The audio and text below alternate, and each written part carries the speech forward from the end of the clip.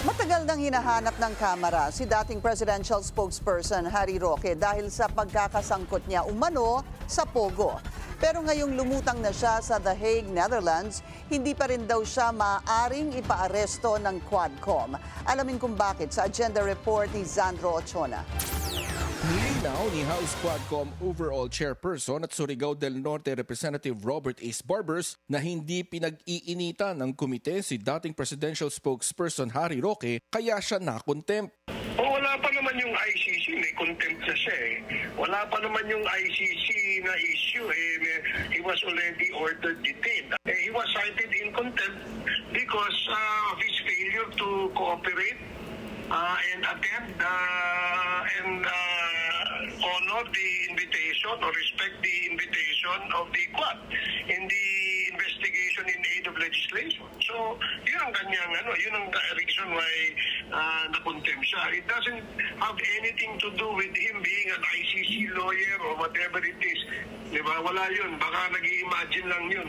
Aminado si Barbers na limitado ang kanilang kapangyarihan para pauwiin si Roque sa Pilipinas. Ito'y kasabay ng kanyang paglutang sa The Hague nitong mga nakalipas na araw bilang bahagi ng legal team ni Duterte. Yung jurisdictionally kasi yung contempt order ng House nasa Pilipinas lang yun. I think yung Interpol will only come into the picture if there's already a case or a case has already been decided or a warrant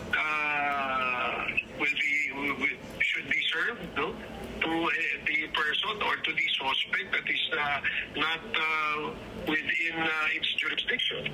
Sa kabila nito, balak namang ipatawag ni Quadcom Co-Chairperson Caraps Paduano ang Bureau of Immigration at Department of Foreign Affairs para magpaliwanag kung paano nakalipad palabas ng bansa si Roque. Alam naman ng lahat na Tony Harry Roque is being cited in contempt in the House. So, nagtatago nga siya eh. Pero doon, komportable siyang naglalakad, no? And hindi pa nga namin alam talaga kung from what country siya before Netherlands ang galing. Plano ng Quadcom na muling magsagawa ng pagdinig ngayong linggo sa paglutang ni Roque.